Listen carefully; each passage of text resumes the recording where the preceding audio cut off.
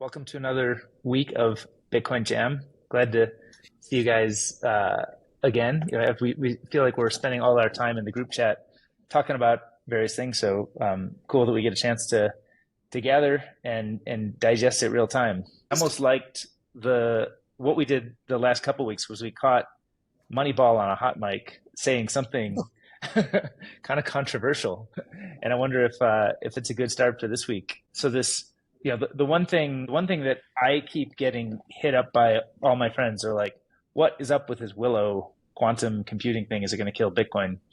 And I would say like it's all real time evolving, and we're trying to learn about this real time. But the big news was that Google came out with this quantum computing announcement that I think had sort of been in preprints and sort of had some knowledge about its existence before, but it actually kind of dropped in, I think, one of the major like Science or Nature, one of the major scientific journals.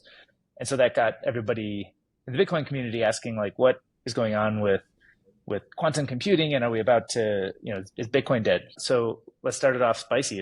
Is Bitcoin dead? Hold on, let me check. When's the last block that was mine? It looks like the internet's dead. Okay, there. All right.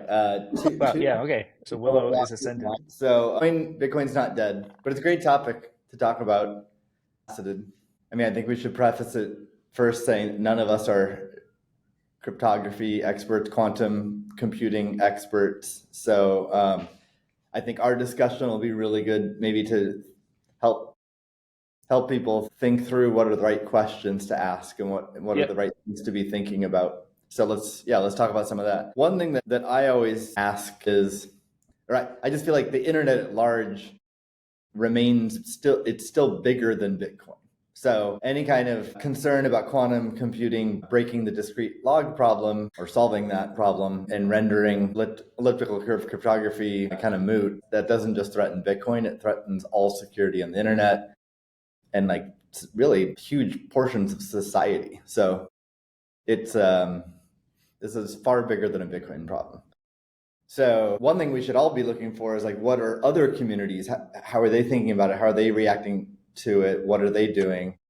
In particular, internet security. And I don't know the answer to that, but I don't really see panic or people concerned about that. I see way more panic about Bitcoin than I do about the internet at large. So should there be panic about the internet at large? Is there panic? What are people doing about it? That's one area that people should be exploring, and we should be learning more about, and we can talk more about in this show as we learn. Yeah, like Bitcoin panic should be a subset of internet panic, not the main course.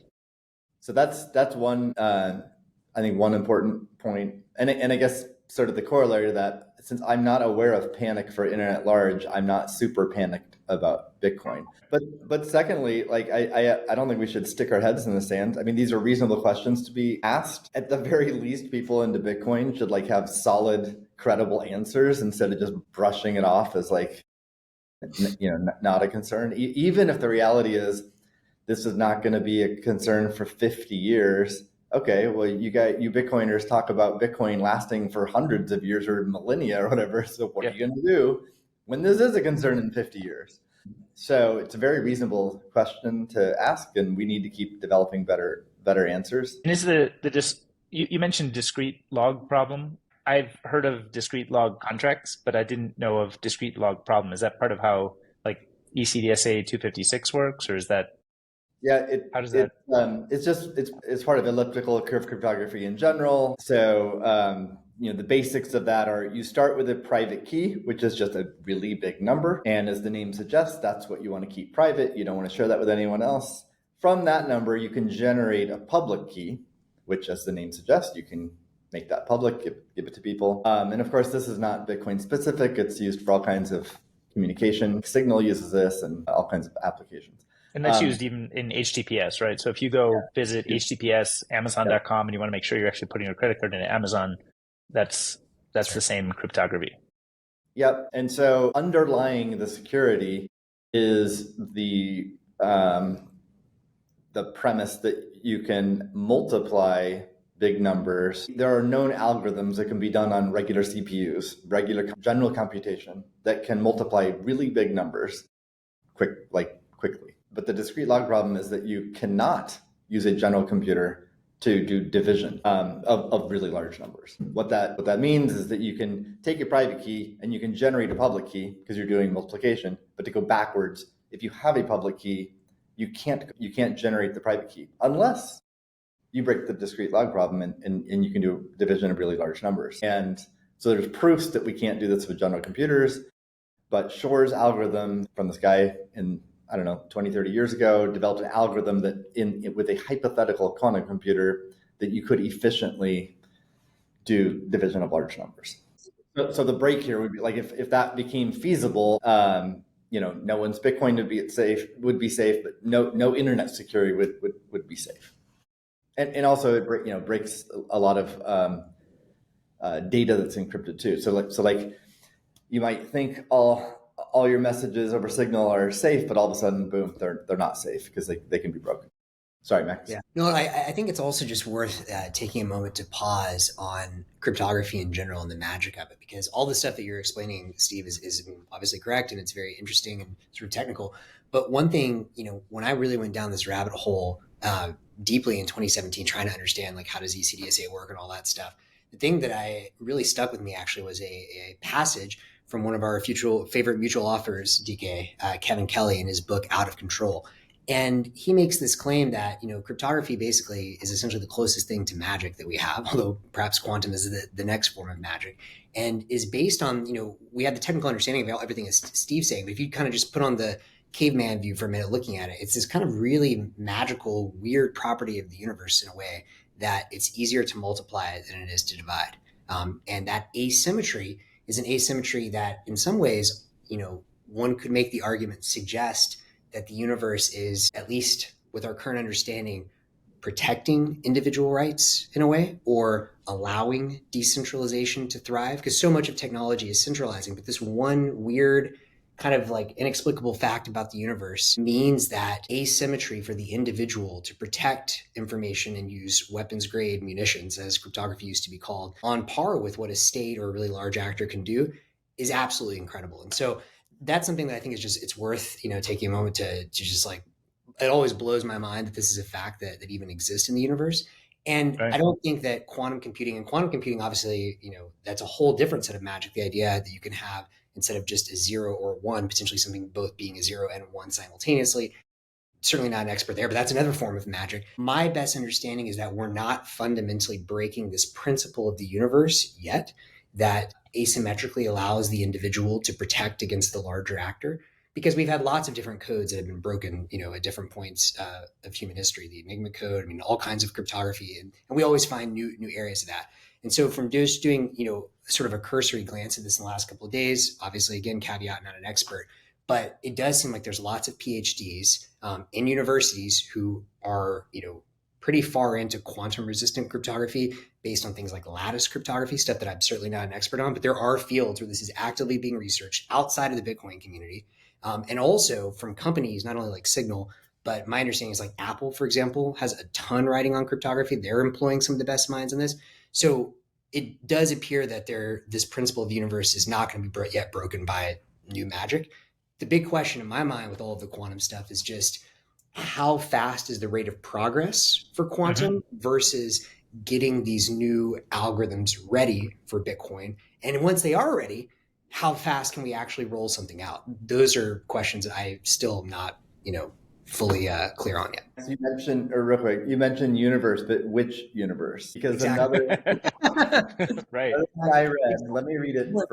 This is from the Google Willow announcement. This is mind-boggling number exceeds known timescales in physics and vastly exceeds the age of the universe. It lends credence to the notion that quantum computation occurs in many parallel universes, in line with the idea that we live in a multiverse.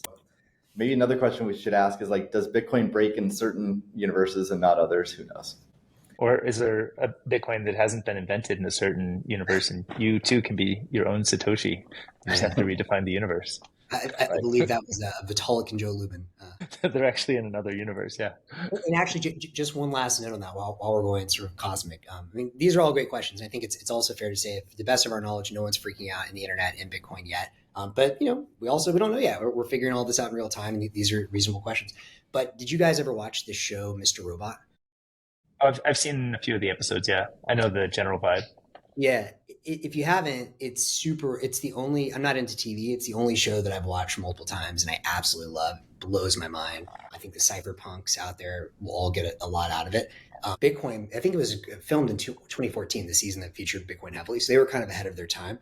The first couple of seasons rely heavily on this idea of the global financial system collapsing. So there's stuff around Bitcoin. In their case, instead of CBDCs, it's Evil Corp, their currency. So there's a lot about sort of Bitcoin and the individual versus, collective. But then the later episodes, without giving too much away, do a lot with quantum. And so one of my big takeaways is I need to go back and watch those last couple seasons because whoever did the research for that show, they seem to be onto something. So about like actually, what do we know and what do we not know about? Is this a problem in 3 years or 30 years or never? It's impossible. Because actually someone who I don't know who it was just posted the Bitcoin dev list saying that, they're claiming that the elliptical curve behind Bitcoin is going to be cracked by 2027. So 3 years. So there's people making those types of claims. Then that's unrelated to quantum. That's just regular computation. That's quantum. No, it's been proven that it can't be broken with general computation. So, but most of the smart, credible developers I know and cryptographers within Bitcoin generally, I think, feel like it's decades away, but they don't dismiss it, but decades away. But what do we know? Willow, I think it was announced like 105 qubits or something, and maybe other computers have been developed by someone that are on the order of 100 qubits. I believe we've all seen that using Shor's algorithm to break SEC 256 K1, SEC P 256 K1, which is the curve used by Bitcoin, would take on the order of 1 million qubits. That still doesn't tell me a whole lot though, because we don't know how quickly it's going to accelerate from 100 to 1 million. I've also seen some people claim that you can take a lot of 1,000 qubit computers and network them together to get to 1 million. I don't know. Is that how it works? Is that feasible? I don't know. But I don't think we should immediately dismiss it saying 100's a long ways away from 1 million. So we don't have to worry about it. We should inquire and ask more questions. But that's one aspect. I mean, the other rudimentary thing I know about quantum computers, it's hard to keep them running for very long. So what is that? How does that play a role? Qubits versus how long you can run the computer. It seems like that's two separate related factors, they're related to the problem, but two separate factors. And the third is error correction. And that's what I think, my understanding of the real big breakthrough in Willow. It's not like the 105 qubits. It's that Google did make a breakthrough on error correction. And someone who understands this a lot better than me told me that prior to that, it was a super linear problem. For each computation, positive computation you did, or productive computation, each incremental contribution, positive contribution actually increased the number of errors in a super linear way. And with the Willow announcement, it actually reversed. It's sublinear. So that seems like a huge breakthrough. And that's as you're adding new qubits. If you go from 50 to 100, you would normally have, before Willow, you would have superlinear accrual of errors, and now you get sublinear accrual of errors. That's what I was told. But and that's a big breakthrough that presumably... But it's so I think the best we can do for people is suggest here's areas to inquire, ask questions, learn more about, including ourselves. Yeah. One big question I have then is, okay, let's say, whatever, there's some confidence range that's not going to happen in the next 3 years, but we don't know. Let's say something does break in the next 3 years or even sooner. What would happen? I mean, it's not like the Bitcoin community is completely head in the sand. People have talked about this. Satoshi talked about this, well over, 14, 15 years ago. But practically, the ECDSA curve we're using gets broken. What next, Steve? Yep. And another factor to that is in terms of what happens, it also depends on how does the attack reveal itself? Meaning, do we have 20 years heads up? Meaning we're getting some heads up now, but is it just going to gradually get better and better? And then we're sort of it becomes more and more obvious that, we're 7 years away. We're 5 years away. It's going to happen in 6 months. If we keep getting those heads up, obviously we can both prepare a lot better, treat it with urgency, and also any kind of like time frames and deadlines we can give to companies and individual holders of Bitcoin. Like, you need to take action. The bigger the heads up, the more practical that becomes. Or it's just out of the blue, one attacker gets this power and uses it and just instantaneously steals a ton of Bitcoin. Also, like, how would it impact Bitcoin? Is it that it like makes the private keys associated with a public address you can find accessible then? Yeah. Is that the core of what? Let's start Bitcoin mining. I mean, several parts of the Bitcoin software uses a hashing algorithm. SHA-256. Bitcoin mining in particular uses that. It's vulnerable to quantum computing, but not as bad. Another algorithm by a gentleman named Grover's algorithm, reduces the complexity to find preimages for hashes. But my understanding is it wouldn't destroy mining. It would just, whoever has that capability would be able to mine blocks just vastly more efficiently than anyone else. As long as that would like difficulty adjustment basically take care of it? As long as that's not centralized power, right? Yeah. If it's one entity that has that power, then yes, the difficulty would adjust, but only they would be able to mine blocks. So as long as that capability is distributed well enough, and ideally just open source and anyone can do it, I think that's no big deal. I mean, there'd be like this interim period of a massive difficulty adjustment, but we've already been through that. Like when we went from like CPUs to ASICs, that happened in a very short period of time. We've already dealt with that. Obviously, Bitcoin's bigger now. We need to think through the ramifications a little bit, but I think it would largely be a hiccup. The more concerning thing is what you mentioned, David, which is basically any coins that are locked up, different Bitcoin. There's different ways to lock up Bitcoin. Lock up meaning like if someone sends you Bitcoin, you generate a Bitcoin address, it gets sent to that address. The type of script used for that, the code used for that, there's over the years have been a number of different ways and mechanisms to lock up Bitcoin. People might have heard of some of these, like Taproot or SegWit, or more recent ones. You might have heard of like pay to pub key, and there's all these like very technical terms. Some of them expose the public key and some do not. So the ones that expose the public key are absolutely vulnerable to a quantum break. And so anyone with that power could generate the private keys for all of those Bitcoin and spend all those Bitcoin, take all those Bitcoin. So in particular, the notable one is Satoshi. So it's believed that Satoshi mined something like 750,000 to 1 million Bitcoin based on various patterns that can be observed. And, those coins have never been moved. We don't know who Satoshi is. He might be dead. And so those would be all for the taking. But it's not just those coins. There's other early miners and other early Bitcoiners who locked up their Bitcoin using this pay to pub key mechanism. But also there's a lot of Bitcoin there's a lot of Bitcoin address reuse. So a lot of like companies reuse addresses.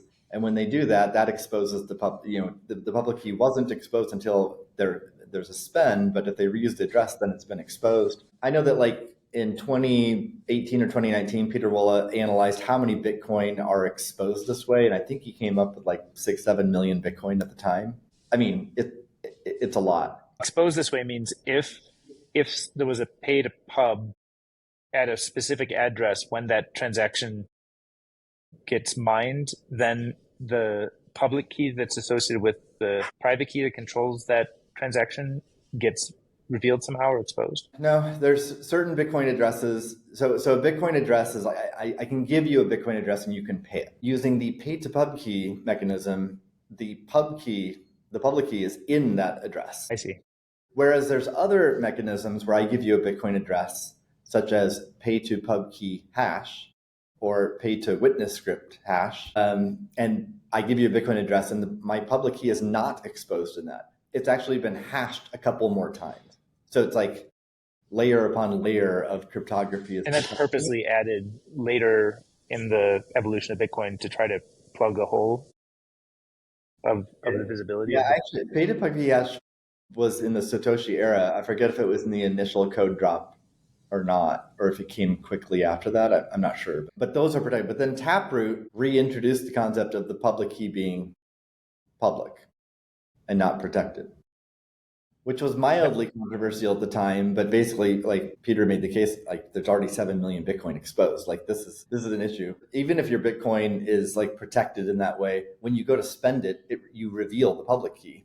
So if an adversary has a super powerful quantum computer, they can just outbid you when your transaction's being broadcast and trying to be mined. In the best cases, neither you or the adversary gets the Bitcoin. The miner gets all the Bitcoin because you just burn right as you compete with the adversaries. I mean, suffice it to say, essentially, again, though, it depends on the details. The quantum computer, is it so fast that it can actually, solve these things within, milliseconds? If so, then all Bitcoin would be exposed.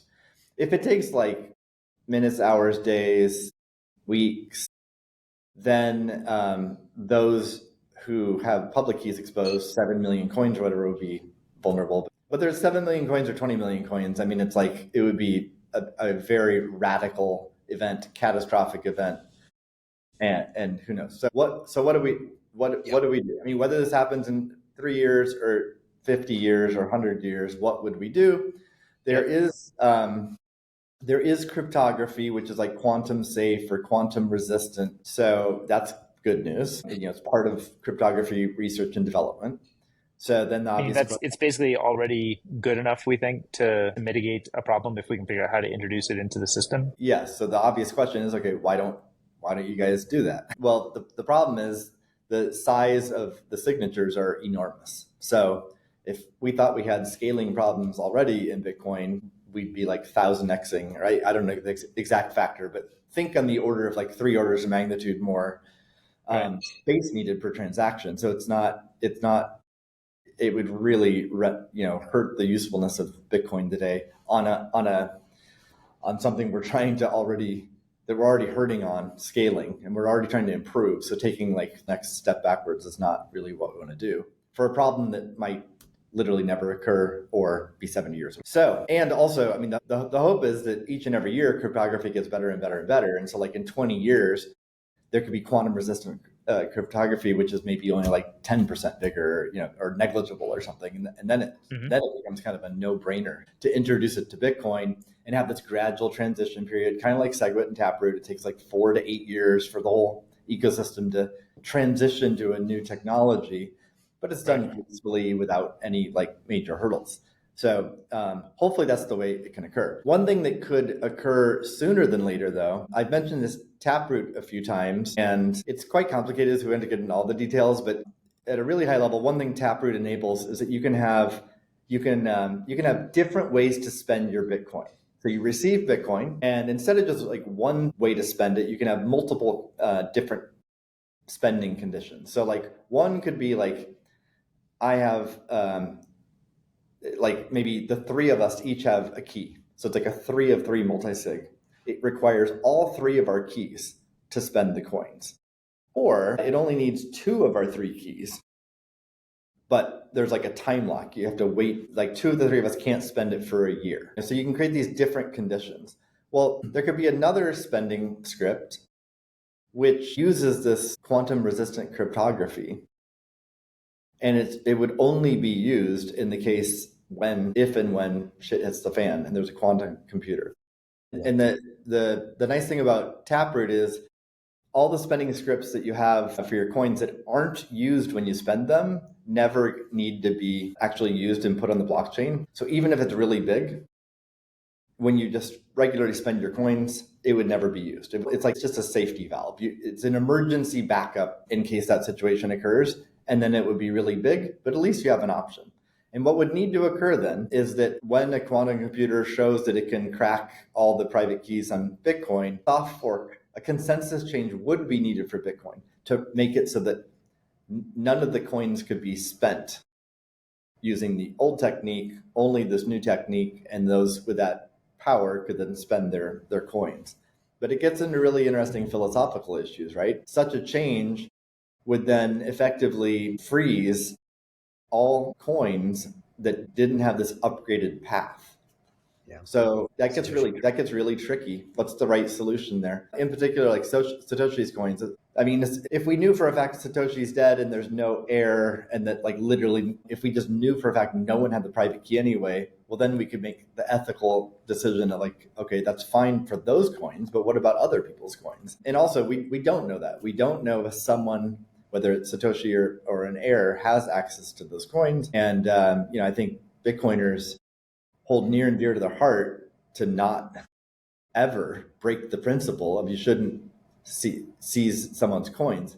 Certainly at the protocol level, to have protocol developers change the code and then everyone to adopt it to seize anyone's coins really breaks a strong principle. That needs to be, that philosophy needs to be grappled with too as we look at solutions here. And even if Satoshi or some of these early guys are dead, right? I mean, who knows what happens in the future? I mean, Hal Finney is cryogenically frozen, as best as I understand. So I think there are many arguments for not changing the spin conditions on those coins. But one question that still is not clear to me is, okay, so all of those kind of like gradual rollouts, it sounds like it's not perfect, but we have a decent path to get there. What happens in the case that tomorrow we wake up and I don't know, some rogue scientist from Google is just hacking coins? I think I recall reading a quote from Satoshi saying that he believed in that kind of a case, which I would consider the worst case scenario, probably the least likely, but you never know. The Bitcoin community, which was much smaller then, would be able to find consensus and potentially, I assume he would mean a hard fork there at that point to before the quantum, like some agreeable block before the quantum computer came online.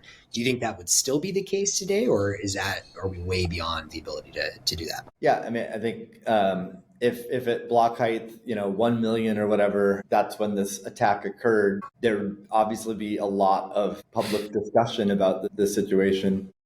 And there could become consensus that like, okay, at block height 1 million, that is the accurate ledger of who owns what.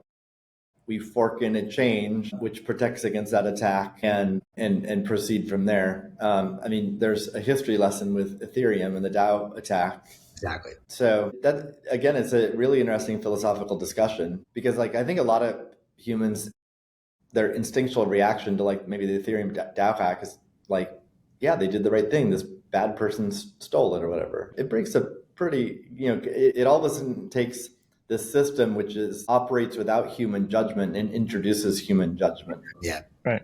I really think it's dangerous to cross that boundary. But I think in the scenario we're talking about, it's a really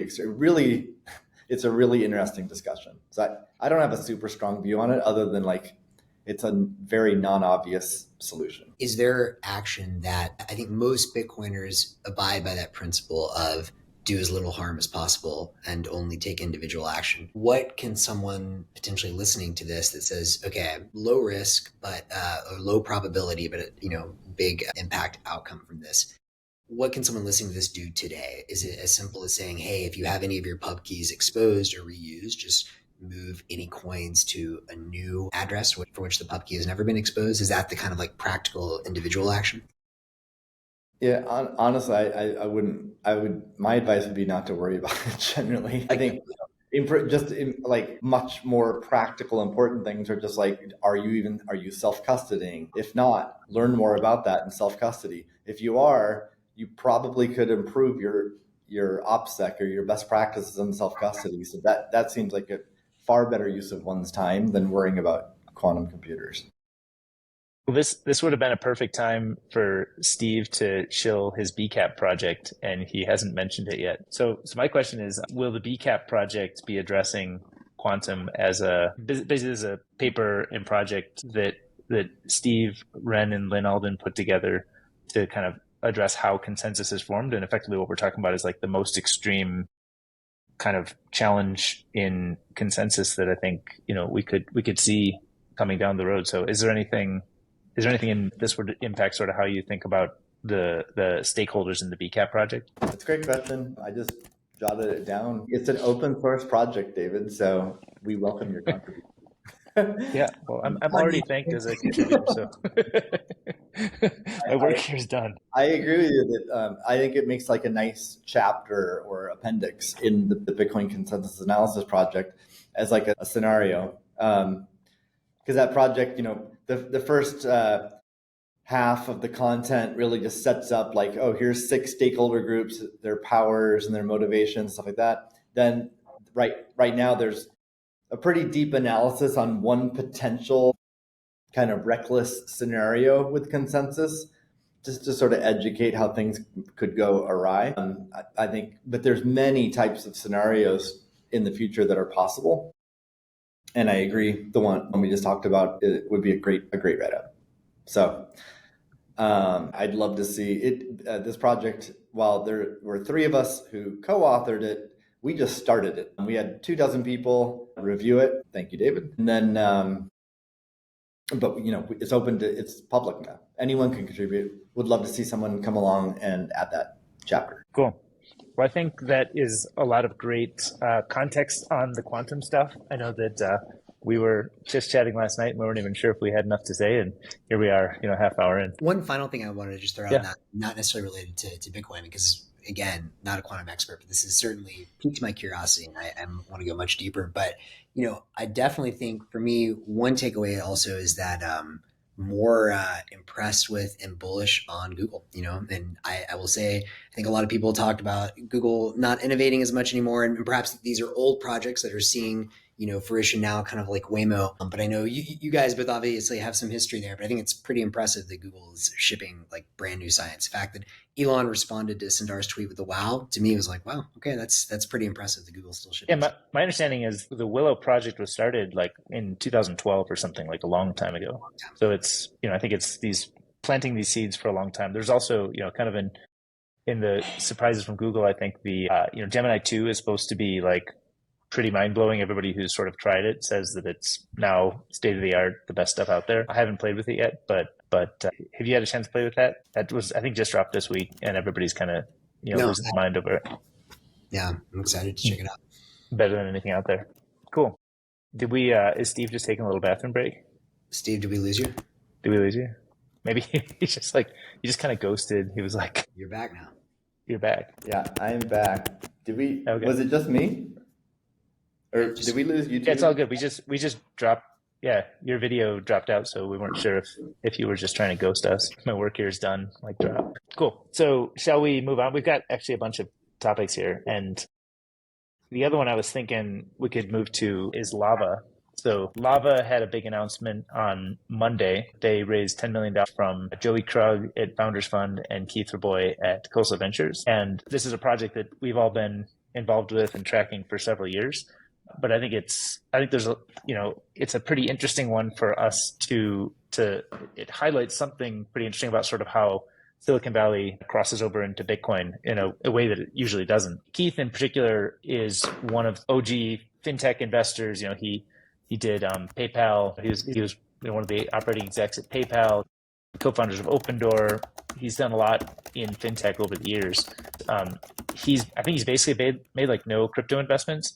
And when he saw Lava, he said, "This is a special opportunity and a special entrepreneur, and I want to get behind this." So, it is, it's I think notable that it didn't come from the crypto VCs, and it kind of didn't come from all of the sort of the rest of the stuff. It kind of came from a fintech oriented perspective and a fintech investor who was leading this because it just makes sense that this tool just fits well with the as a technology tool, independent of sort of the beliefs about other cryptocurrency stuff or kind of the fever dreams there. So I thought that was like a pretty good context, but I don't know. Max, do you want to give a little bit on kind of what Lava is, or kind of what your experience has been playing with it so far? Yeah, I mean, like you guys, obviously I met Shazan a couple of years ago, also invested in the company a couple of times now via HiveMind. So from very, very early days when it was just kind of a concept. But I think the concept is a very powerful one. And, when you think about, to take a step back, when you think about what kinds of Bitcoin or even crypto at large, let's say Bitcoin companies have actually made money over the years, the way I think about it, there's really 3 categories of companies that either have made a lot of money or have the potential to make a lot of money. 4, I guess, if you count mining. So, mining is one. I know we'll touch a lot on mining. I kind of think about it in its own bucket because it's not like a pure necessarily software play. It's more of an energy play at this point, but energy and chip play, which we'll hear about. But the three companies are obviously one, exchanges. Exchanges print money. Coinbase is probably the most successful business in the space to date. Lots of other kinds of exchanges have done very well as well. Then you have payments companies. Obviously, payments is still very early. We talked a lot about this last week with Lightning Network. We see huge potential for it. We're starting to see some revenue numbers come from payments around Bitcoin, but still very early on that. And then the third is lending. And I think that from very, very simple, high level take, Bitcoin is arguably the most pristine collateral that's ever existed, right? And so, much of our economy, much of the world today works based on asset-based lending. So people that take out mortgages against their homes, people that, take their stocks or the other capital assets they own and use those as collateral to be able to get working capital for their lives, for their businesses, et cetera. And Bitcoin is really unique in that world because Bitcoin is something that's digital. It's something that you can easily prove that you own the control of the asset with your keys. You can easily move it anywhere in the world, the speed of light. The markets around Bitcoin operate 24/7. They're extremely liquid. They're growing. There's all these reasons that Bitcoin as collateral is just far superior than using something like, a house in meat space land or, other sort of capital assets that maybe work in one country like a stock, but can't be traded in another country or something like that. So I think it's well understood that there's a lot of potential around Bitcoin lending, and the market has spoken and proven that there's huge demand for it as well. So if you go back into the last, bull market, there were a lot of, there were a lot of excitement around companies like BlockFi and its early rocket ship growth as it was taking off because everyone wanted to use BlockFi. I mean, there's kind of two parties to that. Either parties that wanted to post their Bitcoin as collateral and get US dollars to be able to use for their business or their lives or whatever, purchases like a house, a car, whatever. And then of course people that want to make interest, earn some sort of yield on the Bitcoin that they own, potentially the dollars as well. So that's kind of the setup for this. We saw BlockFi absolutely explode. And then we also saw in terms of growth, and then we saw it actually explode. And the reason that BlockFi, of course, exploded is because when you give over the keys to your pristine collateral that can be moved anywhere 24/7 liquid markets around the world, then you open the possibility for rehypothecation, which of course is what Bitcoin was trying to solve in the first place. And so in the case of BlockFi or many of these other trading desks that took your Bitcoin as collateral, we saw them, going out there doing what banks and these financial institutions are known to do: gamble with the coins or gamble with your assets and lose them. And so, there's obviously a huge lesson around that. There's still, I believe, BlockFi bankruptcy proceedings that are still going through, and just kind of a really complicated, terrible situation for anyone that had their Bitcoin in BlockFi. So there are other companies that have come around and tried to make safer ways to take loans on your Bitcoin. Things like Unchained Capital, which is a multi-sig approach where you may hold a key, they may hold a key, a third party may hold a key, and there's certainly more we can say about that. But as of today, pre-Lava, to the best of my knowledge, there is no way for you to take out a loan against your Bitcoin, against your capital asset in dollars in a way that you can use that does not force you to have any other sort of trust of any other key holder. And so Lava's value proposition is immense. The idea behind Lava is, what if you can save in Bitcoin, spend in dollars in a way that never requires you to give up your keys? So BlockFi, but you never give up custody of your Bitcoin. And it's an extremely powerful idea. Now, the technicals behind this, I'm sure, DK, you're probably deepest in that. You can go, at a higher level into it, but, from the TLDR, it uses DLCs or discrete log contracts, a type of smart contracting on Bitcoin that uses oracles or price feeds, such that you can post just like you would have in BlockFi. If I want to post one Bitcoin as collateral, I can then take out half of the value of that in US dollars denominated, I think, as USDC, or be able to move it into a bank account and use that however I want. I have a loan term. I have an interest rate set, all set by the free market, just as I would with any other lending market. But again, the key insight, the key value proposition is, I don't have to give up my keys to a third party who can then take it and gamble and lose my coins and leave me bankrupt. So that's what Lava is trying to solve. We know it's a huge multi-billion-dollar opportunity, potentially even bigger as Bitcoin grows as a capital asset. And obviously it's early. I think all of us have played with it to some degree, maybe taking out very small loans. So I wouldn't say it's ready to take on that whole market yet, but their solution is novel. It seems like it's working, and everyone knows the market's big. So I think it's really exciting. And sorry, I know that I dropped, so I might have missed some of this if you guys already covered. But have you talked about sort of the concepts of, there's Bitcoin in Lava that you're sort of self-custodied Bitcoin, or sort of bring your own custody. And then there are stable coins or digital dollars that you are borrowing. And you can off-ramp those. Either you could send them to another wallet, or you can off-ramp them to a bank dollar if you actually want to use it to, pay a bill or something like that. And it sounds like, Steve, you're saying the volume is too low. Is it tough to? Yeah, you're a little quiet now. Sorry, I've got internet issues. But that's exactly right. Like what DK was saying. You post collateral, never give up your keys. You can get your dollars as USDC or into the traditional banking system so you can use it. Yep. And I think one of the things that people who've been looking at this are pointing out and really excited about is because, like, I was talking to a friend of mine yesterday who grew up in South Africa, and he said everybody in South Africa would want this kind of thing, but they want to be able to, like, borrow in rand, at the local currency. And there's actually a whole other market that could emerge around people who maybe don't want to take dollar risk, but they actually want to be able to borrow in their local currency. But Lava may not take that on. But because Lava is not taking custody of the coin, they actually don't need to KYC people who use the protocol. So it really enables the thing to scale globally very quickly because it's just kind of a smart contract. And you could imagine other businesses like the Rand dollar kind of bridge or some sort of arbitrage or sort of secondary lending market that could emerge around that. So there's, I think, just like a lot of opportunity, and it's moving very quickly, that Lava is. So I'm excited to play with it a bit more as a lender. I haven't tried. I've done some of that on testnet, but I haven't tried that on mainnet yet. But that's kind of my next to do. And it sounds like, I think you guys have each used the borrowing facility on mainnet already. Yes, I have. I've tried. There are some issues with my loan, but it's in theory works. But we're working a couple things out with my phone. Cool. Have you either of you tried? Yeah. So I took out. Sorry, I was just saying. I've taken out like $100 loan, and my next step right now, I have it in stable coins, and I'm going to try to transfer it to my bank, and just sort of prove that out. And so you've borrowed stable coins as USDC, right? Nope, I don't think that's possible. I didn't see an option to choose. I thought they had the option in there. Like I saw you could see what is denominated in Lava USD and USDC. I don't know if they've enabled USDC loans yet. Right. Okay. I see both, but I did not see both as an option when I took out the loan. It just decided it for me. And then I have a balance of 0 USDC because there's no way. I mean, I guess maybe I can transfer USDC to this wallet, but I don't know how to take out a loan in USDC.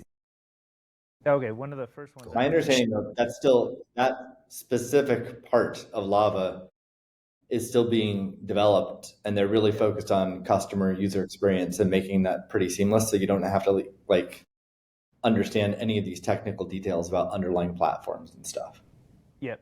It'll be interesting. I think it'll be interesting to see how it evolves. Like, are customers immediately taking the dollar loan they get and transferring it to some other cryptocurrency ecosystem, be it within Solana or Ethereum or whatever, and doing trading or some kind of smart contract? Or are they transferring it to a traditional bank and then getting traditional dollars to spend it? I think it'll be interesting to see how that evolves, and Lava will need to see which becomes more popular, and they can optimize the user experience around. Yeah, and I also think you're going to see different user experiences for different use cases because, as DK, as you were saying, Lava is a protocol. And so you could potentially build this into all kinds of different apps. I mean, two things that and again, caveat to everyone, Lava is very exciting, but it's obviously early. It's part of the reason they're raising this big round, to be able to continue to build out, some of these features. But two things that I would love to see for two different use cases. One, personally, I mean, the phone, is cool for taking a couple $100 or something like that. Some spending money. However, if I were going to do something larger for purchase like a house or something like that, I would want to see this as something on my desktop, something that I don't know, it just feels, at least to me, maybe I'm a bit of a boomer, a bit more scarce. So I'm assuming that's going to roll out. And then to the use case that you talked about, DK, I think it's really interesting for me to see this for like just daily spending, particularly in emerging markets. I think for that, we still don't have like network integration for Bitcoin deposits or withdrawals yet. And eventually, I think if we end up getting stable coins that are somehow compatible either on top of or with the Lightning Network, that becomes very powerful as well. because my guess is, for someone in, say, I could see a world where Lava ends up integrating with exchanges, let's say like a Bitnob in Nigeria, Right. or Yopaki in Mexico, or in some of these countries. But then, what you're effectively saying is you're giving the sort of hack that the rich have always had of using capital assets to get cash, which we know depreciates versus capital assets to 8 billion people, which is awesome, assuming people know how to use it kind of responsibly and don't end up, accidentally losing all their money, which is a whole other topic. But eventually, I think that user experience can be sort of built for it and taught.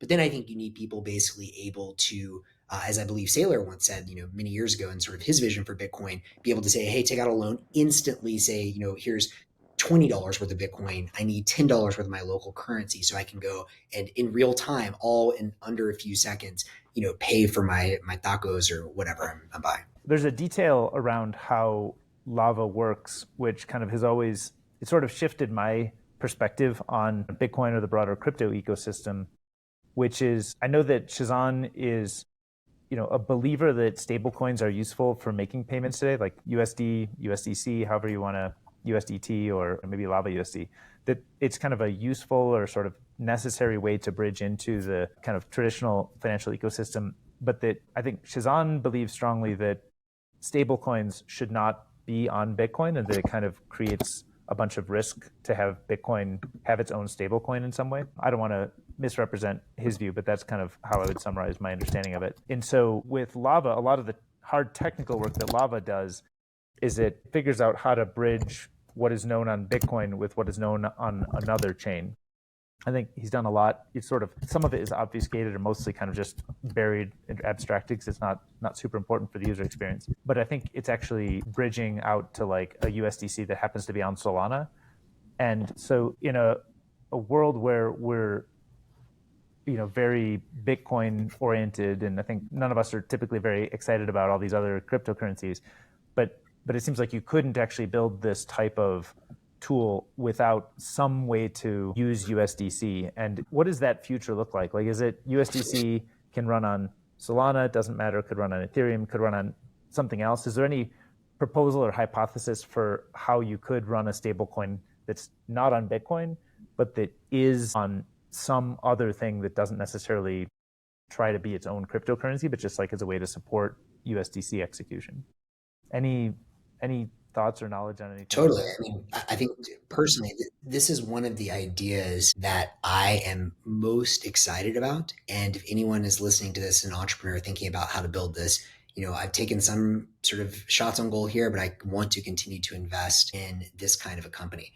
And the idea for the company is, so to be clear, to take a step back, I don't know where this is going to go. I mean, I remain open-minded. I understand Shazan's point of view. I'm not sure if that's right or not. Maybe, I still think there's a chance we get dollars directly on Bitcoin. And of course, the benefit of doing that is interoperability, right? The ability to swap between Bitcoin and those dollars instantly, use them on the Lightning Network, which means on the Lightning Network, unlike any other blockchain, I think this is important to understand, because it's peer-to-peer routed, whereas blockchains have to share global state. Because of just the laws of physics, that means you can get instant final settlement versus waiting for all those nodes to sync, which is why Solana is always famously going down. And even, by sacrificing decentralization, which is the point of a blockchain, it still can't get the kind of instant final settlement that a peer-to-peer routed network could. So that's one of the reasons you want dollars somehow interoperable with Bitcoin and being able to move on the Lightning Network. So we have to get that somehow. Maybe it's something like Taproot assets or RGB or all these different proposals that have come before. Maybe it's not. Obviously, we haven't seen it yet. The thing that makes the most sense to me, and I think Shazan agrees with this view as well, is to build Lightning Network bridges between Bitcoin, which is where all the capital stays, and all of these, what I'll call spending or payment networks. And so the way I think about it is, in late 2017, December 2017, John Pfeffer put out a piece talking about the sort of utility token thesis. And the idea was save in Bitcoin, and then, you can transfer in real time to your Chuck E. Cheese token on whatever network you want to be able to use that machine. Or even as Leishman at River calls it, your IRS utility tokens, if that's what you need. So in order to do that, though, you can potentially build a bridge between Bitcoin and whatever chain you're spending on without even touching the native token. Like, so you could have USDC on Solana or on Tron or whatever. And the idea is that you could basically do an instant swap via the Lightning Network between Bitcoin and the dollar on that chain. And I think that whoever ends up building the best bridge between Bitcoin and those chains, and dollars on those chains, and can sit there and kind of market make between those two chains has the opportunity to build the biggest exchange and something like, I think, a bigger business than Coinbase. This is where I think we're all going. The requirements, again, are it needs to be interoperable with Bitcoin instantly and needs to be able to access the Lightning Network instantly as well. Doesn't have to be on Bitcoin, although I think on a 100-year time horizon, I think the elegance of that is going to win out. But in the next 10 years, I could totally see it living on these other chains, and someone's going to sit there and just market make all day between them. Cool. Steve, any other thoughts on Lava that you wanted to share? Nope. Cool. All right, let's. I mean, it's fun to play with it. Actually, you exhausted me from the quantum computing conversation. Yeah, you're like, got to take a little breather, let Max up a little. That's all good. I do think it's worth mentioning one last thing, DK. You brought this up at the beginning, but and maybe both of you guys have comments on this because I think it's important. To me, I don't think we can overstate also the significance enough. And this is something that also I think a lot of as a very early stage investor focused on Bitcoin is, it has been a long, hard uphill battle to get traditional Silicon Valley Series A funds to be interested in Bitcoin. And the reason is, in my experience, all of the traditional smart investors, they had a fork in the road. They went one of two ways. They either went full degen in crypto, either for lack of understanding or because that's where they were making money by taking tokens and dumping on retail. It is what it is. So you've got that segment of Silicon Valley. And then you've got the other segment of Silicon Valley, which largely because of the first segment of Silicon Valley looks at everything cryptocurrency and just lumps Bitcoin in with it and says, nah, this is some degenerate gambling stuff. It's kind of gross. They're dumping on retail. I'm just not interested. Keep that stuff away from me. I do real tech. And so you've got these two camps, which sadly has left those of us in Bitcoin who identify with neither of those camps kind of in no man's land. There's been very few. I mean, there's some specialized capital, obviously funds like mine, but very small. Some that are a little bit larger that can do some Series A's. But we really haven't had, with a few rare exceptions, Series A or Series B funds that are willing to come in with real capital, with real expertise and connections that can help these companies scale, come up and pony up large checks for Bitcoin only companies. And so, particularly, obviously Founders Fund to a degree, they've done some of their crypto stuff, but particularly Khosla coming in, not being a Bitcoin fund, not being a crypto fund and doing this. My hope, I'm curious what you guys think, but I hope this is a big first step to starting to kind of open the floodgates a little bit for traditional Silicon Valley to come in and be like, oh yeah, like Bitcoin's real. It's not, has nothing to do with crypto. And I hope that means we'll see a lot more Series A and Series B financings in the coming years from traditional funds that can actually help these companies a lot. Yeah, I think there is like a perception, like the perception and branding problem that Bitcoin gets too lumped in with crypto for like VCs. And the problem that it creates is that if you're a good VC, you should be hyper aware of the risk of adverse selection. You don't want to be getting stuff that's already been looked at by everybody else in the market and they've decided no, and now you need to look at it. It's like, well, if all the smart people who follow this stuff have already said no, why is it showing up on my desk, right? Like if it's on my desk, it must be that it's already been picked over. People are, I think, they're astute to be cautious of adverse selection. And I think that Bitcoin crypto branding is actually what kind of causes some of that confusion, is because there's a lot of Bitcoin entrepreneurs who don't want to work with crypto focused funds. They'd rather work with like just a traditional business builder type. But the business builder types, if they hear Bitcoin, they think crypto, and they figure that, oh, it must have already been picked over by people who who look at like all the crypto stuff. So there's like a little bit of a mismatch there. And I think, I think Keith is kind of coming at it, as best I understand, just saying like, I'd say probably, believes in Bitcoin, probably pretty skeptical of the rest of the stuff, but he sees a real fintech opportunity here in borrowing and lending. And so I think that's something that, there's few examples that I can point to in the Bitcoin ecosystem that are as strong or clear a use case. So I think the way to actually get more capital into this is actually find more and better use cases where it's like you can look at Lava and be like, look, there's hundreds of billions of dollars of demand already expressed, product market fit on things like BlockFi. And just like it was the technical, structural, architectural problem with how that was built. And this is just a different hypothesis, different approach to a problem that has insane product market fit. But it's not like people are taking crazy risk, product market fit risk at this point. I think Keith is saying this is a great business and this is a great entrepreneur. And that might be a little bit of an N of one. So I think you can get more capital in, but capital is actually fairly rational and probably much less ideological than maybe even like us. We're like, okay, how do we help how do we help Bitcoin win? And part of that is maybe having a bunch of excitement for Bitcoin-focused investments. Whereas if we want to, these investments need to compete with the very best AI opportunity out there, right? So I think you have to temper, like, Bitcoin or no Bitcoin. Bitcoin investments are competing with every AI investment out there, if you're talking about like top tier investors. So I think it's good to be cognizant of that and say, like, do we have a really strong value prop? Is there a really strong product market fit here? Really strong reason that this business should exist? And like Bitcoin is just like kind of a detail. It's not like necessarily front and center. But anyway, that's a little bit more color on sort of, I think, what's going on here. I think we'll see the floodgates open when we see the great ideas with strong product market fit kind of coming fast at us. Yep. I agree with both of you guys. I agree, David, that that's the bar that needs to be met for there to be a lot of Bitcoin companies funded. But I agree with Max's enthusiasm that I think we have seen real material progress in that direction. And I would just put one other counterpoint. I mean, I generally agree with that too. Like, obviously, we have to have the right entrepreneurs and obviously the right business models. But like, I do think, as smart as a lot of this capital is, I don't believe in the efficient market hypothesis, even among the top tier Silicon Valley VCs. Sure. I sincerely do believe if that were the case, you wouldn't just see MicroStrategy gobbling up Bitcoin today, right? Like you'd have seen companies and a lot of people just gobbling this up from 2011 on. And some of them dipped their toes, got scared, and dipped out. So to me, I think that's true. But I also think that a lot of these people wrote Bitcoin off based on an incorrect understanding of what it was. And I think that's going to change. Yeah. And by the way, I'm not arguing markets are efficient, especially not in private early stage venture. They're crazy, messy, complex. There's chaos all over. But I do think like you should hold any given company to a high bar. And if it's showing up on your desk, you should be asking the question, even as a professional investor or even an angel, you should be asking the question like, why are they talking to me? And if the answer is like, oh, they probably got picked over by 10 other smart people, it doesn't mean that there's no opportunity. Still could be plenty of opportunity. There are enough smart people looking at it that they should be able to generate some signal before it sort of gets all the way down. So it doesn't mean that there's no chance, but it's just like additional evidence, additional information that you have to digest and incorporate in the decision there. Hopefully I think the best thing this could do, the lava, both the funding announcement as well as the market traction they've already got and are going to, just like the obvious use case, I think it could inspire the next wave of entrepreneurs and founders to understand like what does great look like.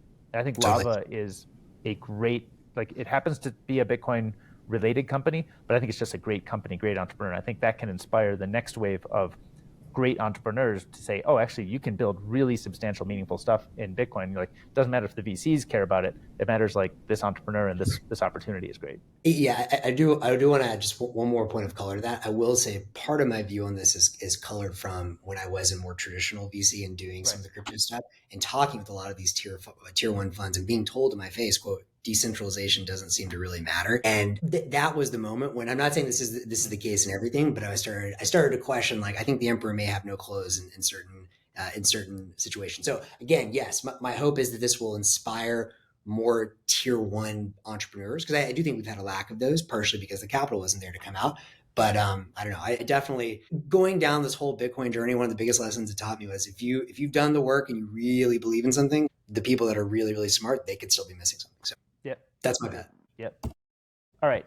We've got a ton of stuff and we've already kind of blown through our time. So let's move along. We've got this phishing attack hardware wallets point. Steve shared this link, and I think somebody was talking about they had a Ledger hardware wallet with, I think, 10 Bitcoin on it and $1.5 million worth of NFTs. They were storing on a Ledger Nano S. The Ledger was purchased directly from Ledger. The seed phrase was stored in a secure location, never entered anywhere online. I never signed any malicious transactions. Everything is in my physical possession. I haven't touched this Ledger in 2 months. Can you explain what happened? So there's that question of, was somebody screwing up how they were using the Ledger, or were they sort of like misusing it? And Steve chimed in and said, I'm still not sure of the specific case. If the community note is to be believed, and it was a phishing attack, then designs like BitKey clearly address it well, as they don't put private key material directly in the hands of the customer, eliminating this attack vector. So Steve, is this talking about sort of in the Ledger case, we're assuming it was probably like a single signature and the private key material was in the hands of the user, and in Bitkey there's kind of a multi-sig setup. Is that the core distinction you're making here? Yeah, I mean, this person's story sort of made the rounds yesterday. I thought it was, but it's not a one-off. I mean, people have lost, people have had coins stolen from them, and then the question is always, well, one question should always be: is this person telling the truth? Is it real? There's always the boating accident cover-up story. But then if it is real, then how did they lose the coins? Because we all want to learn, because we all want to see, are we at risk? Yep. And are there ways to improve products? So these are always eventful situations. And also, like this person sort of insinuated that it was Ledger's fault. So it's always important to investigate, like, was a product at fault or not? The community note on it says that it was a phishing attack. I didn't actually find sufficient evidence to convince me that's true. Like, it seemed to presume that they found evidence a few years ago on chain on Ethernet, Ethereum, that somehow demonstrated that there's a phishing attack. I didn't really see that evidence. Maybe it was the case that there was a known phishing attack in that era. They knew the addresses of the attacker and they could see the coins moving from this person's wallet to the attacker. Maybe, I don't know. But it doesn't actually matter the truth of this particular case, because we definitely know other people have been phished before and had their cryptocurrency stolen. In fact, I have a friend who I grew up with, knew as a teenager, who about 4 years ago, he was doing all the right things. He owned a Bitcoin. He self-custodied. He hodled. He wasn't like a day trader. And so he's doing all the right things. And then he had all his coins stolen from him. It was a horrible situation. What did he do? Something like a normal human being does. He actually bought more Bitcoin on Coinbase, wanted to transfer it to a self-custody solution. So he used Trezor web wallet at the time, which at the time was Trezor's wallet. And they didn't have a native client. So like if you bought the Trezor product, the software wallet they told you to use was the Trezor web wallet. He went to Google. He typed in Trezor web wallet. He clicked on the first link at Google. Google's been around 20 plus years, super trustworthy, right? The first link, you got to trust it, right? You might even be savvy enough to know that Google has a policy not to allow cryptocurrency companies to advertise on Google. Well, it turns out this was an advertisement. It turns out it is true that Trezor, the company, is unable to advertise, but a thief is able to advertise on Google. Completely embarrassing. So the first link was a phishing site. You click on it, it looks exactly like Trezor web wallet. So you can see how, and this person was busy. They were on their lunch break from work, and they just wanted to quickly transfer the coins they just bought to their self-custody, because that's the thing to do. Luckily for them, the Trezor web wallet told them to plug in their Trezor. They did that, and then it said, "Oh, your Trezor had a hardware failure. Please type in your 12 seed words to recover." So, so if you understand the implications of that, and this person actually did. They told me as soon as they typed it in and hit return, they had a pit in their stomach. And they had a pit in their stomach for a good reason, because their Bitcoin was instantly stolen when they did that. This person is not a dummy. He's just a normal person. If we want Bitcoin to go mainstream, if we want self-custody to be something that any person should be able to use, we need to overcome problems like that. So phishing attacks are real. So the point I made so how do we improve products? Well, one reason I'm a huge advocate of the design of the Bitkey wallet, and I really hope to see many more products in the space adopt this type of design, is that it just eliminates this vector of attacks, because it doesn't give the customer nearly as many foot guns as most other products in the space do. And specifically, the customer does not have direct access to private key material. So most hardware wallets, when you buy them, you generate your private key on the device, and then you write down 12 words, and then you have to figure out how to safely store them. And that can be dangerous for a wide variety of reasons, one of them being phishing attacks, but there's many, many, many other foot guns. And some of us have spent hundreds of hours thinking through all the details of this to avoid it. So if you just don't give the customer access to the private keys, you just eliminate all of that mess. Now, historically, if the customer doesn't have access to the private keys, it typically required tons of trust. It might be custodial, or it wasn't self-sovereign. If like the provider you're using goes away, you lose access to your coins. The beauty of the big key design is that you're still self-sovereign. The company behind it can turn off the servers, go away. Even some crazy situation where like Apple and Block and the government collude to remotely remove the app from your phone, you still have unilateral access to your coins. So it's a really clever design. So, and it eliminates this type of attack. So I'm a big proponent of spreading the news on that type of design. I think it's revolutionary for private key management. I think it's a necessary step to make it mainstreamable. And I really hope to see it become really popular and common among many products in the space. We've talked about BitKey just offline plenty, and I would love to even just do like a whole deep dive on that, but we don't have time to get into all those details today. But is it true, if I understand what you're saying, is that the design of BitKey is itself open source, and is there a kind of a encouraging an ecosystem of other hardware vendors to adopt that similar design and kind of build other competitive products? Is that part of what you're saying? Well, I mean, anyone can choose. The architecture has been detailed in a paper, and it's free for others to, take that architecture, use it, make it better, build upon it. Source code for BitKey is published source, not free open source. So that's notable. So if you do want to take the code and use it, you need to get a license. But it's available for auditing. It's available for reproducible builds. So there's some positive things for having published source, the two I just mentioned. But yeah, I mean, I'm not like promoting, go partner with Block. I'm just saying like, here's this incredible revolutionary UX, like others should build products that use that and make it even better. Because BitKey is not a perfect product either, right? And even the BitKey team plans to, they have a roadmap. They're trying to improve their product. They have lots of great ideas, but there's many other great entrepreneurs and companies in the space that could create different wallets as well. I mean, one thing that's very clear to me: there's not the custody solutions. There's not a winner take all. Like, there's no one product that's going to solve everyone's needs. There's like dozens of different use cases, and so I think there'll be dozens of successful products in this space, and hundreds or thousands of attempts. But you can build. I think there'll be dozens of successful companies building custody solutions, self-custody.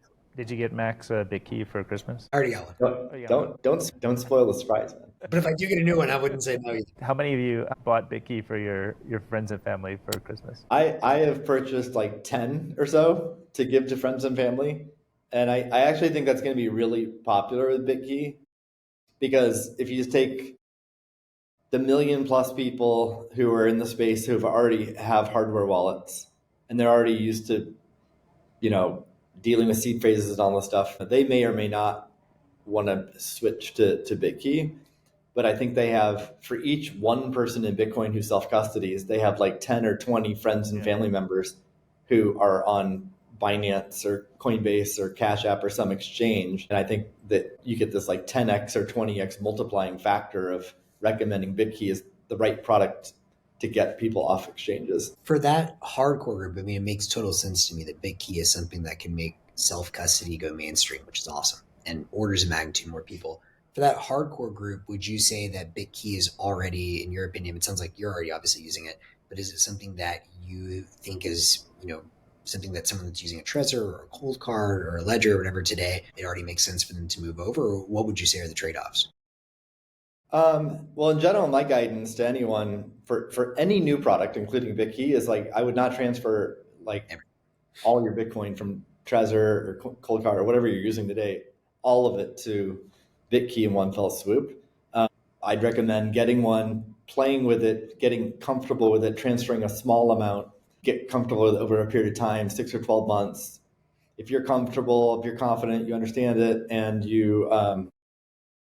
and there's been no notable security concerns, then transfer more. And then over a series of years, you can transfer more and more and more.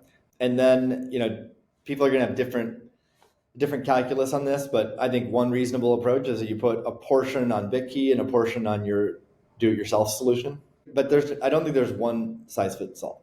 The amount of Bitcoin a person has, the percentage of their net worth, where they're at in their Bitcoin journey, and all of those factors come to play here. Yeah. So I think, but yeah, I would not recommend someone who has a ton of Bitcoin on a Trezor today just insta moves it to all the Bitkey.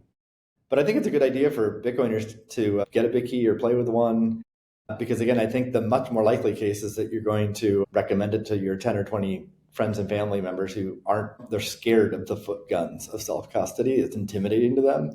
And Bitkey is a much more approachable product. And then, yeah, I do think, taking a portion of your Bitcoin and putting on Bitkey, even if you really know what you're doing, you're still at risk of foot guns. Any of us are at risk of foot guns, no matter how much we've studied it. So diversify your custody and putting some on Bitkey. There can be a logic to that as well. Yeah. And do you think, are there any other hardware vendors, like existing players like, Trezor, Coldcard, et cetera, who've made any kind of public statement about where they might be going? Like, do you think, will Trezor start kind of implementing some Bitkey-like UX at some point, or kind of architecture? I've not seen that or heard that, so I'm not sure. But I'm going to keep singing the praises. For everyone, in case you don't know, I work for Block. Block makes Bitkey, but I'm actually not on the team. So think of me as like someone shilling the design more than the product, but because it's the only product that supports that design, I would also recommend the product in a lot of situations. But yeah, I'm going to continue being a champion of the design. I would love to see, the existing and new hardware wallet vendors adopt this design and make it even better. And did you say right now you think there's about a million hardware wallets or self-custody kind of individuals who self-custody Bitcoin with hardware wallets? I mean, I think ledgers, I don't know exactly how many ledgers sold, but I think it's like 5 to 10 million or something that they've sold. I assume they're the leader, and then you add in like CoinKite's products and Trezor, and I don't know, maybe the total is 10 million. But then a lot of us who are nerds in cryptocurrency own like 10 each. And then also like a lot of people they own multiple coins and are just focused on Bitcoin. So is it 1 million? Is it 10 million? It depends on what you're counting. What's your question? Well, I just wanted to try to get a sense, like if there's about a million or so who are currently doing kind of the very challenging way, and if this maybe, the Bitkey design and product opens up maybe an order of magnitude more usage, does that move us from 1 million to 10 million, or if we're already at 10, does it get us to 100 million of self-custodied? Or I'm just trying to kind of get a. I think Trust Wallet has like 100 million or something, right? So, that's the big number right now. What is Trust Wallet? Yeah, it's a cryptocurrency wallet. It's a mobile cryptocurrency self-custody wallet. Oh, okay, like a Binance bought them. So I assume Binance is a big distribution vehicle for it. It's not like a Bitcoin wallet. So, if you're doing Ethereum and other coins and stuff. Right. Got it. So a lot of the Ethereum DeFi stuff drove self-custody usage because you needed to be self-custody to use them. So I suspect that drove a lot of Trust Wallet adoption.